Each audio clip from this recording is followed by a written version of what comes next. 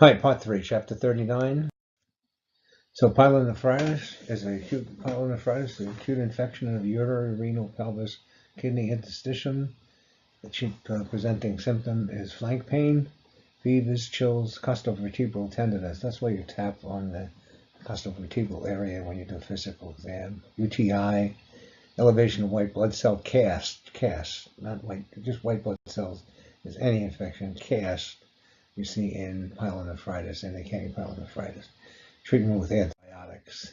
You have chronic pyelonephritis, is persistent or recurrent infection of kidneys, leading to scarring of kidneys, UTI symptoms, hypertension, and renal failure. Treatment is antibiotics. And this is what pyelonephritis, the right is a shrunken, irregularly scarred kidney of chronic,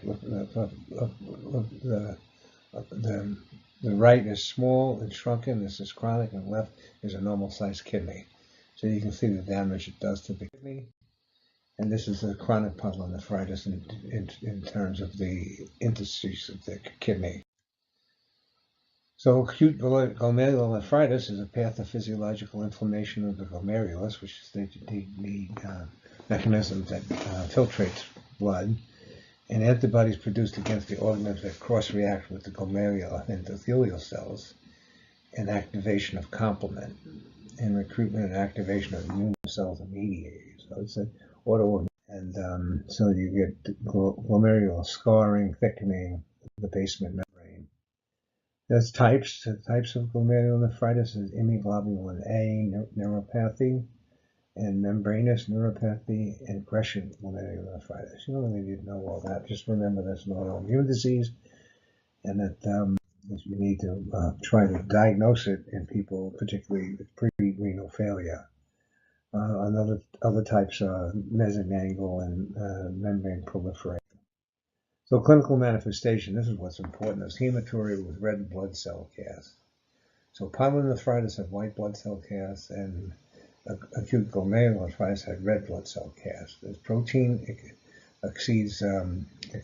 proteinuria exceeding 3 grams a day, low serum albumin, edema, and severe progressive glomerular with eventually oliguria and urine output less than 30 mLs. This is really important, low serum albumin. So the only way you can really lose albumin is by starvation or have kidney disease. When the albumin's low and the person doesn't look like they've been malnourished, then you have to think about the kidney. Treatment is antibiotics, corticosteroids, cytotoxic agents, and anticoagulants. And this is what chronic glomerulonephritis looks like. The kidney appears small, uniformly shrunken, and they finely granular external appearance. And this is a normal glomerulus functioning well, and this is a diabetic glomerulopathy. So you can see the basement membrane is thickened. So this is another point that diabetes can lead to this. And so chronic glomerulonephritis is the progressive course leading to chronic renal failure. Some secondary causes of diabetic neuropathy, which I just talked to, and lupus, which is one of the major problems with lupus, is renal failure. And clinical manifestation is proteinuria, hypercholesterolemia, and the treatment is dialysis and eventually transplantation. Nephrotic syndrome is excretion of 3 to 0.5 grams or more protein a day in the urine. Protein excretion as a result of glomerular injury, albumin, hypoalbuminemia, peripheral edema, hyperlipidemia. And the treatment is normal protein, 1 gram per body weight per day, and low-fat diet, salt restriction, diuretics, immunosuppressive drugs, and angiotensin inhibitors. You might rarely run into this, more like you see this. Classifications of kidney dysfunction are acute and chronic, reversible, irreversible, renal insufficiency, decline in renal function, renal failure, significant loss of renal function, end-stage renal disease less than 10%.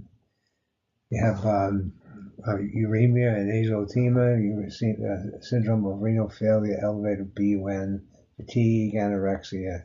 Azotemia is increased serum urea. So this is the levels frequently increase creatinine levels, renal insufficiency, azotemia and uremia accumulate. So this is azotemia So acute sudden injury to the kidney is a decline in kidney, decrease in glomerular filtration, accumulated nitrogenous waste, increased serum creatinine and BUN. Type prerenal. This is important. Prerenal perfusion, most common. Hypoperfusion. That they could be shock, right? Hypovolemia. Intrarenal disorders involve renal parenchyma, interstitial disease, ATN caused by ischemia, is the most common cause. And post-renal disorders associated with acute urinary tract obstruction, but not if you work in the world of cancer. Acute kidney injury, oliguria process, less than 400 mLs of urine per day, alteration in renal blood flow.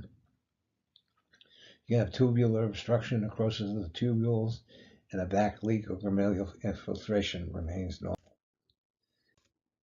Acute kidney injury prevention, maintain fluid volumes before and after surgery, diagnostic procedures, treatment of correct fluid and electrolytes. So a friend of mine was a diabetic. He had a colonoscopy done and a prep, and his doctor noticed that his liver was enlarged on a scan. So he sent him for a CT with contrast. The radiologist never asked him about his hydrational status, and he gave him the contrast. He went into renal failure, and he died about 2 weeks later from not understanding that he was probably having was dehydrated, maybe even have early acute injury, and the diabetic with probably diabetic nephropathy. So you have to be careful when you order exams, particularly contrast. You have to make sure the patient's hydrated. Okay, acute treatment for this acute injury: kidney hyperkalemia, restrict dietary sources, administer glucose and insulin, administer calcium, may need dialysis, azotemia, adapt a low protein diet, and recovery can take up to a year.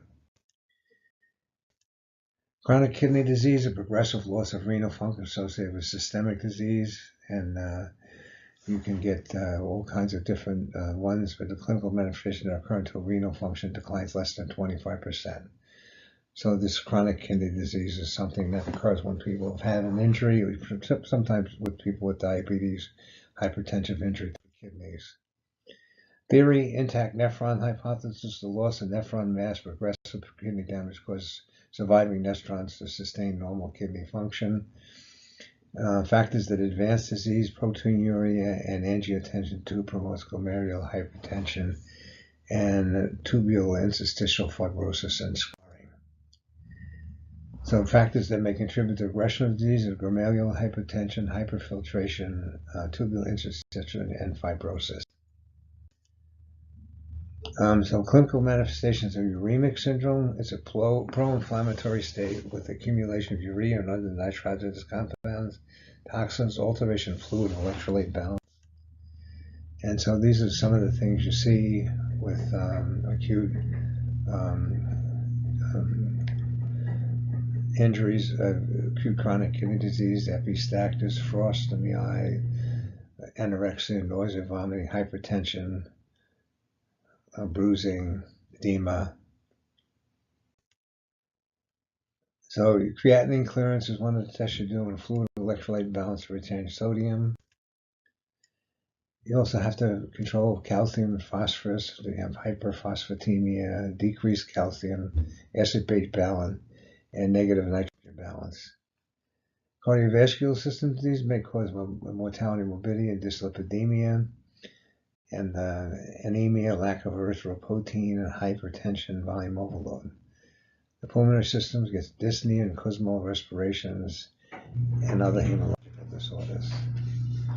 The immune system, immune suppression, deficient. Hold it, just 1 second. Deficiency, increased risk of infection, interstitial bacteria, barrier dysfunction, dysbiosis, and neurological system can be impaired, memory loss, impaired judgment, seizure, coma disorders. The gastrointestinal system, you can get uremic gastroenteritis, bleeding ulcers, anorexia, nausea, malnutrition. endocrine reproduction, decrease in circulating sex signal, decreased libido.